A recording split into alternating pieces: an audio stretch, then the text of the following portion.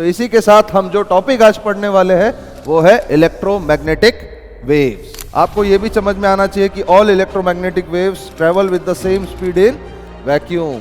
इसमें आप ये मत बोल देना कि कैथोड रेज भी इलेक्ट्रोमैग्नेटिक वेव्स है, वो इलेक्ट्रोमैग्नेटिक वेव नहीं है। अब अगर एरिया कांस्टेंट है तो मैग्नेटिक फील्ड टाइम के साथ चेंज हो रही है। अगर वो टाइम के साथ चेंज ही नहीं हो रही, वो कांस्टेंट ही कांस्टेंट है, तो उसके अंदर इंड्यूस्ड ईएमएफ जनरेट नहीं होगा। अगर इंड्यूस्ड ईएमएफ ही जनरेट नहीं होगा तो वो लूप के अलोंग पोटेंशियल क्या रहेगा, नेट। पॉइंटिंग वेक्टर को इस तरह से रिप्रेजेंट किया है कि energy per unit area per unit time in the direction of electromagnetic wave. और इसका जो फॉर्मूला होता है वो क्या होता है। हेलो एवरीवन, क्या हालचाल, कैसे हो सब लोग? सब बढ़िया? और कैसी चल रही है आप सब लोगों की तैयारी? मैं उम्मीद करता हूं आपकी तैयारी जो भी चल रही होगी वो बहुत तूफानी चल रही होगी। तो इसी के साथ हमने आपके लिए लेके आया है चीट सीरीज। चीट सीरीज में इसका मतलब चीटिंग करना नहीं है। इसका मतलब यह है कि जो भी इस टॉपिक में फॉर्मूला बेस्ड है और जल्दी जल्दी क्विक रिवीजन वाले पॉइंट्स है, वो आपके हम पूरे के पूरे कम से कम टाइम में सॉल्व करवाएंगे और आपको याद भी करवाएंगे। अगर आपने ये पूरा का पूरा वीडियो देखा तो मैं आपको ये अश्योरेंस दे सकता हूं कि जो भी फॉर्मूला बेस्ड क्वेश्चन आएगा वो आपका पूरा का पूरा सॉल्व होगा ही होगा। मतलब हमारा ये टारगेट है कि 50% ऑफ द पेपर की जिम्मेदारी हम ले लेते, बाकी आप थोड़ी मेहनत करो और जितना मैक्सिमम अचीव कर सको कर लो। सही है? तो इसी के साथ हम जो टॉपिक आज पढ़ने वाले हैं वो है इलेक्ट्रोमैग्नेटिक वेव्स। सही है? तो इसमें देखते हैं जल्दी जल्दी क्या क्या चीजें, क्या क्या फॉर्मूले कैसे कैसे यूज होते हैं। सही है? तो सबसे पहले इलेक्ट्रोमैग्नेटिक वेव कैसे ट्रेवल करती है। जैसे इलेक्ट्रिक फील्ड इस डायरेक्शन में ऑसिलेट करेगी और मैग्नेटिक फील्ड इस डायरेक्शन में ऑसिलेट करेगी। टड़क टड़क टड़क टड़क टड़क टड़क। आपको यह चीज पता होना चाहिए कि इलेक्ट्रिक फील्ड और मैग्नेटिक फील्ड परपेंडिकुलर डायरेक्शंस में ऑसिलेट करती है। Electric field and magnetic field oscillates in perpendicular direction और फिर प्रोपोगेट होता है इलेक्ट्रोमैग्नेटिक वेव। और इलेक्ट्रोमैग्नेटिक वेव की जो स्पीड होती है वो क्या होती है, 3 × 10⁸ मीटर पर सेकेंड। क्योंकि लाइट को भी हम इलेक्ट्रोमैग्नेटिक वेव ही कहते हैं, इसीलिए इलेक्ट्रोमैग्नेटिक की भी स्पीड और लाइट की भी स्पीड सेम ही होती है। इलेक्ट्रोमैग्नेटिक की स्पीड और लाइट की स्पीड सेम ही होती है। सही है गलत?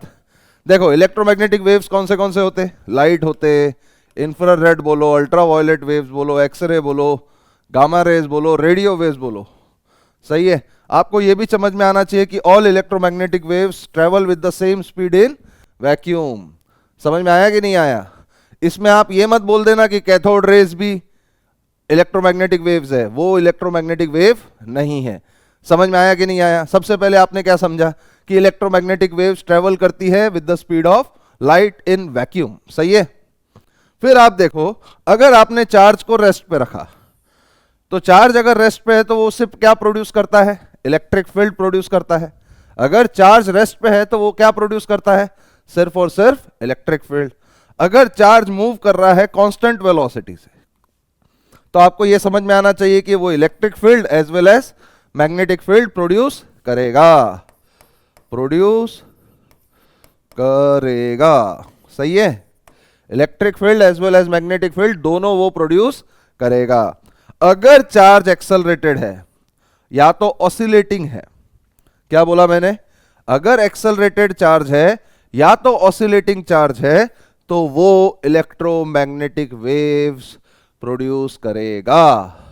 जैसे अगर एक चार्ज रोटेट कर रहा है तो अगर कोई भी चीज रोटेट कर रही है तो उसके पास एक्सेलरेशन होता है।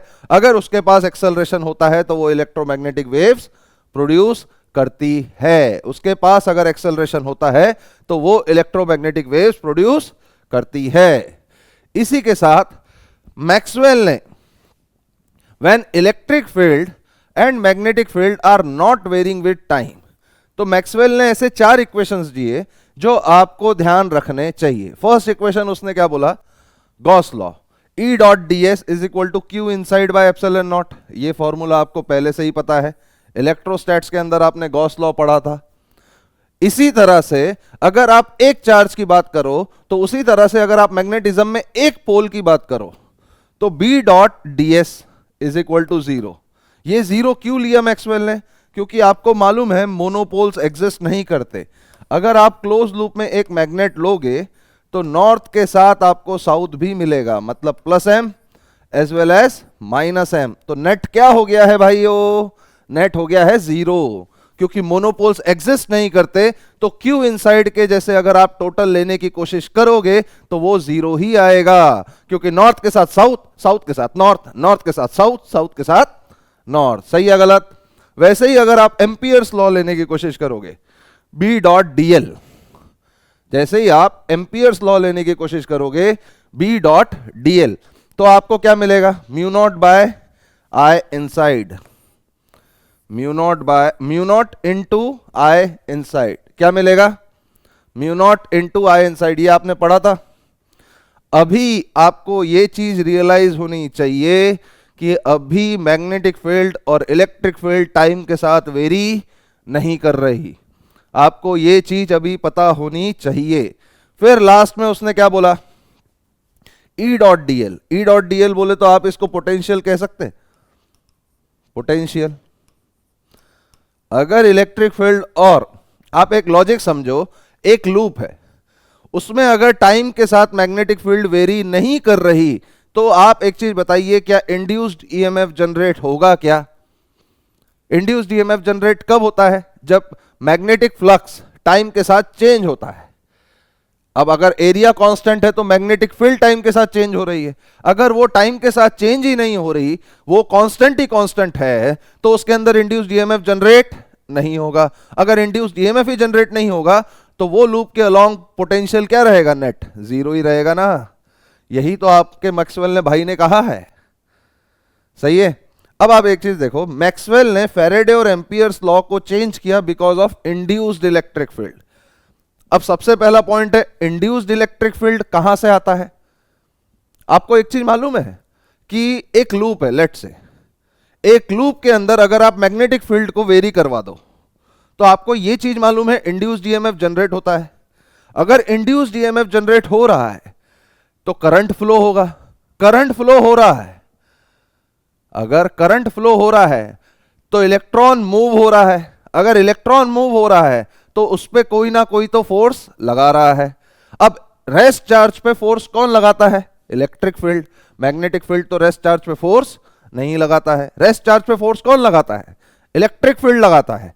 रेस्ट चार्ज पे मैग्नेटिक फील्ड फोर्स लगाता क्या? नहीं। तो आप लॉजिकली बात समझो कि जब भी आप मैग्नेटिक फील्ड को वेरी कर रहे हो एक लूप में, तो इंड्यूस्ड इलेक्ट्रिक फील्ड जनरेट हो रहा है, और इंड्यूस्ड इलेक्ट्रिक फील्ड जनरेट होने के कारण करंट फ्लो हो रहा है। इंड्यूस्ड इलेक्ट्रिक फील्ड जनरेट होने के कारण क्या हो रहा है? करंट फ्लो हो रहा है। अगर वो करंट फ्लो हो रहा है मतलब इलेक्ट्रॉन पे कोई ना कोई फोर्स लगा रहा है। तो यही चीज मैक्सवेल ने बताया कि भाई इंड्यूस्ड इलेक्ट्रिक फील्ड जनरेट होता है टाइम वेरिंग मैग्नेटिक फील्ड के साथ। क्या बोला उसने? टाइम वेरिंग अगर मैग्नेटिक फील्ड है तो इंड्यूस्ड ईएमएफ जनरेट होता है, और इंड्यूस्ड ईएमएफ जनरेट होने के कारण एक नई टाइप की फील्ड का इन्वेंशन है, that is what we called induced electric field. मतलब अगर आप मैग्नेटिक फील्ड को टाइम के साथ चेंज करो तो इंड्यूस्ड इलेक्ट्रिक फील्ड जनरेट होती है। वैसे ही दूसरा एक और केस है, टाइम के साथ अगर इलेक्ट्रिक फील्ड चेंज करो तो इंड्यूस्ड मैग्नेटिक फील्ड भी चेंज होती है। देखो कैसे, आप देखो, time varying magnetic field generates induced EMF, induced electric field, induced electric field. तो उसका फॉर्मूला आपको याद रखना है, E dot D L is equal to minus D phi B by D T. ये है आपका इंड्यूस्ड इलेक्ट्रिक फील्ड। ये फॉर्मूला आपको याद रखना है। इंड्यूस्ड इलेक्ट्रिक फील्ड का फॉर्मूला आप ऐसे भी निकाल सकते थे, R by two magnitude D B by D T. सही है? हाँ, अब आप एक लॉजिक समझो, जैसे अपन ने एक कैपेसिटर प्लेट्स ले ली। क्या ले ली? Capacitor plates. सर्किट बना लिया। अब आप एक चीज बताओ कि अगर यहां करंट आए है, इसको कहते हैं आप कंडक्शन करंट, क्योंकि वायर में फ्लो हो रहा है। अगर आप वायर में अगर करंट फ्लो कर रहे हो तो इसके आजू बाजू मैग्नेटिक फील्ड जनरेट होती है। और अगर ये मैग्नेटिक फील्ड जनरेट होती है तो अगर इसके बाजू में मैंने नीडल रख दिया तो ये डिफ्लेक्ट होगी, तो ये डिफ्लेक्ट होगी। मतलब ये वाली नीडल क्यों डिफ्लेक्ट हो रही है? क्योंकि कंडक्शन करंट के कारण। ये वाली नीडल क्यों डिफ्लेक्ट हो रही है? Because of conduction current. ये वाली नीडल क्यों डिफ्लेक्ट हो रही है भाई? Because of conduction current. सही है। अब आप एक लॉजिक समझो कि यहां पे अगर नीडल रख दिया जाए प्लेट्स के बीच में, अगर प्लेट्स के बीच में ही नीडल रख दिया जाए तो वो भी डिफ्लेक्ट हो रही है, वो भी डिफ्लेक्ट हो रही है। ये कैसे सर? आपको ये पॉइंट समझना है कि कैपेसिटर के अंदर चार्ज कंटिन्यूअसली बढ़ता रहता है, बढ़ता रहता है, बढ़ता रहता है। मतलब टाइम के साथ इसके अंदर इलेक्ट्रिक फील्ड चेंज होते रह रही है, चेंज होते रह रही है। मतलब कैपेसिटर के प्लेट्स के बीच में इलेक्ट्रिक फील्ड टाइम के साथ चेंज हो रही है। और इलेक्ट्रिक फील्ड अगर टाइम के साथ चेंज हो रही है तो अगर नीडल डिफ्लेक्ट कर रहा है तो हम ये बोल सकते varying electric field also generate induced magnetic field. Varying electric field also generates induced electric magnetic field. सही है गलत? ये देखो, needle to it will show the deflection due to displacement current. यहां पे चेंज इन इलेक्ट्रिक फील्ड के वजह से मैग्नेटिक फील्ड भी प्रोड्यूस होती है। यहां पे चेंज इन इलेक्ट्रिक फील्ड के वजह से मैग्नेटिक फील्ड भी प्रोड्यूस होती है। तो मैग्नेटिक फील्ड कैसे प्रोड्यूस होती है? देखो, डिस्प्लेसमेंट करंट आप निकालते कैसे हो? चार्ज क्या है? CV। इसको अगर आप डिफरेंशिएट करोगे तो करंट मिलेगा। कैपेसिटर का फॉर्मूला क्या है? Epsilon not A/d। वैसे ही आप A और D को अंदर ले जाओगे तो आप बोल सकते इलेक्ट्रिक फील्ड को V/d। सही है। देखो, इलेक्ट्रिक फील्ड तो चेंज, और E और A क्या होता है? E इंटू A फ्लक्स होता है। E इंटू A फ्लक्स होता है ना भाई, पढ़ा है कि नहीं पढ़ा है? E इंटू A क्या होता है? फ्लक्स। तो आप एक चीज समझो, डिस्प्लेसमेंट करंट का फॉर्मूला क्या आया? ड्यू टू कंडक्शन करंट एक और करंट जनरेट हो रहा है, दैट इज डिस्प्लेसमेंट करंट। और डिस्प्लेसमेंट करंट क्यों जनरेट होता है? Time varying electric field. Displacement current क्यों जनरेट होता है? Time varying electric field. तो उसकी वैल्यू क्या है? Epsilon naught d phi E by dt। phi E क्या है?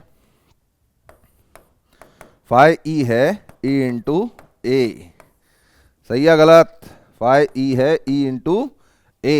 आपको ये चीज समझ में आना चाहिए कि अब मॉडिफाइड लॉ, एम्पियर्स लॉ क्या हो गया कि यहां पे जब आप I इनसाइड लेते थे, देखो यहां पे आप I इनसाइड लेते थे, अब I इनसाइड में आपको दो करंट ऐड करने पड़ेंगे, एक conduction current as well as displacement current. Conduction current तो आपको पता होगा due to solving of circuit. Displacement current आप क्या लिख दोगे? Epsilon naught d phi E by dt।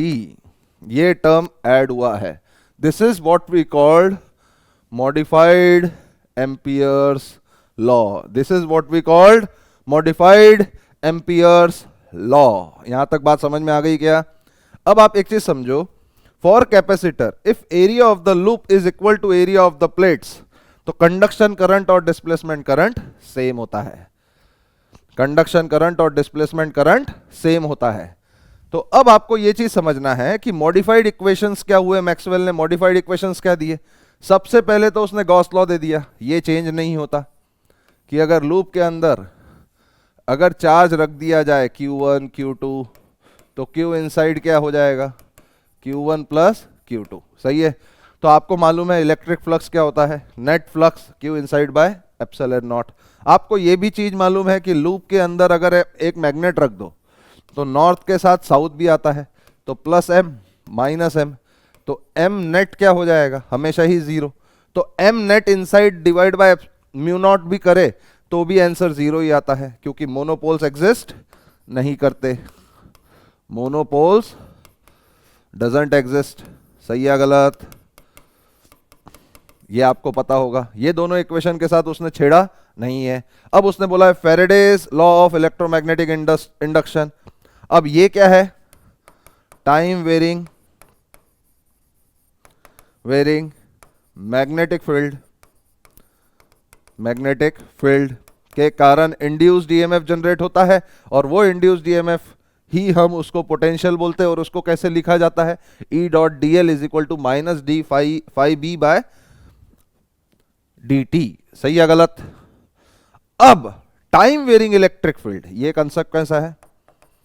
Time varying electric field, ये कंसेप्ट कैसा है? Time varying electric field. तो इसमें एक और करंट इंट्रोड्यूस होता है, वही करंट को आप कहते हो डिस्प्लेसमेंट करंट। वही करंट को आप क्या कहते हो? Displacement current. सही है गलत? और दोनों करंट ऐड होंगे, conduction as well as displacement, और डिस्प्लेसमेंट के जगह पे आप ये वाली वैल्यू लिख दोगे। अपने सिलेबस में सिर्फ फॉर्मूलेज है, प्रूफ नहीं है। समझ में आया? ये चारों फॉर्मूलेज आपको याद होना मांगता, ये चारों फॉर्मूलेज आपको याद होना मांगता। समझ में आया कि नहीं आया भाइयों? ये चीज समझना। अब आप देखो कि अगर हम प्रॉपर्टीज ऑफ इलेक्ट्रोमैग्नेटिक वेव्स और की पढ़े, तो आपको ये चीज समझ में आना चाहिए कि electric field and magnetic field are in same phase and perpendicular to each other. Same phase बोले तो कि अगर इलेक्ट्रिक फील्ड मैक्सिमम होगा तो मैग्नेटिक फील्ड भी मैक्सिमम ही होगा, और मैग्नेटिक फील्ड मिनिमम होगा तो इलेक्ट्रिक फील्ड भी मिनिमम ही होगा। मतलब इन दोनों का फेस क्या है भाइयों? सेम। ऐसा नहीं है कि इलेक्ट्रिक फील्ड मैक्सिमम है तो मैग्नेटिक फील्ड मिनिमम होगा, नहीं, ये इंटरचेंज नहीं। इलेक्ट्रिक फील्ड भी मैक्सिमम है तो मैग्नेटिक फील्ड भी मैक्सिमम है, इलेक्ट्रिक फील्ड भी मिनिमम है तो मैग्नेटिक फील्ड भी मिनिमम है। बोलो सही है गलत? दोनों चेंज होंगे तो एक साथ होंगे। अगर भाई ये मैक्सिमम, भाई मैक्सिमम, बराबरी करते ये लोग। क्या करते ये लोग? बराबरी। समझ में आया? अब स्पीड, इलेक्ट्रोमैग्नेटिक की स्पीड क्या होती है? ओमेगा बाय के। याद रखना है ये E naught by B naught और 1 upon root mu naught epsilon naught. यही तो आपकी स्पीड ऑफ लाइट होती है, यही तो आपकी स्पीड ऑफ लाइट होती है। अब आप एक चीज देखो, डायरेक्शन ऑफ वेव प्रोपोगेशन क्या होगा? यही है डायरेक्शन ऑफ प्रोपोगेशन। तो ये देखो E cross B, direction of propagation of wave क्या है? E cross B. और एनर्जी डेंसिटी क्या होगी भाई? ये जो फॉर्मूला है किसका है? Energy density. ये फॉर्मूला किसका है? एनर्जी डेंसिटी है। अगर आप इलेक्ट्रिक फील्ड के टर्म्स में निकाल रहे हो तो half epsilon naught E naught का स्क्वायर, और मैग्नेटिक फील्ड के इसमें निकाल रहे हो तो बी नॉट का square by 2 mu naught, B naught का स्क्वायर बाय 2 म्यू नॉट। सही है गलत? इंटेंसिटी अगर आप वही देखोगे तो energy per unit area per unit time. तो इलेक्ट्रिक फील्ड के टर्म्स में ये आ गया, मैग्नेटिक फील्ड के टर्म्स में ये आ गई। बोलो सही है गलत? यहां तक सारे फॉर्मूले समझ में आ गए या नहीं आए? पक्के से? कंफर्म? फिर आप देखोगे रेडिएशन प्रेशर। अगर किसी भी प्लेट पे आप रेडिएट कर रहे हो तो इलेक्ट्रोमैग्नेटिक वेव्स एक प्रेशर जनरेट करता है। अगर ये वेव्स पूरे के पूरे रिफ्लेक्ट हो गए तो रेडिएशन प्रेशर होता है 2 intensity upon speed of light, 2 intensity upon speed of light. अगर ये कंप्लीटली एब्जॉर्ब हो गया, यहां गया और यहीं समा गया ब्लैक बॉडी, तो उसका रेडिएशन प्रेशर होता है I बाय सी। उसका रेडिएशन प्रेशर क्या होता है? I बाय सी। उसका रेडिएशन प्रेशर होता है I बाय सी। सही है? मोमेंटम आप क्या लेते हो? Energy density per unit speed of light. सही है गलत? वैसे ही electromagnetic waves does not deviate in electric field and magnetic field. मतलब इलेक्ट्रोमैग्नेटिक वेव्स मैग्नेटिक फील्ड और इलेक्ट्रिक फील्ड में डेविएट नहीं होते। इसका मतलब है ये न्यूट्रल रहते, इसमें कोई भी चार्ज नहीं होता है, इसमें कोई भी चार्ज नहीं होता है। अब एक आता है पॉइंटिंग वेक्टर। क्या आता है? Poynting vector. पॉइंटिंग वेक्टर को इस तरह से रिप्रेजेंट किया है कि energy per unit area per unit time in the direction of electromagnetic wave, energy per unit area per unit time in the direction of electromagnetic wave। Poynting vector denote होता है S vector से, और इसका जो formula होता है वो क्या होता है? E cross B divide by mu naught. इसका जो फॉर्मूला होता है वो क्या होता है? E cross B divide by mu naught. बोलो सही है गलत? समझ में आया कि नहीं आया? इसी के साथ अपना लेक्चर जल्दी से जल्दी टाइम में खत्म हो गया। आई होप आपको ये टॉपिक पूरा का पूरा समझ में आया होगा और आपको मजा भी आया होगा। तो मैं उम्मीद करता हूं ये सारे फॉर्मूलेज आप लर्न करेंगे और अगर एग्जाम में इसके ऊपर कोई भी क्वेश्चन आ गया तो आपसे होना ही होना चाहिए। मिलते हैं नेक्स्ट लेक्चर में। जय हिंद, जय भारत।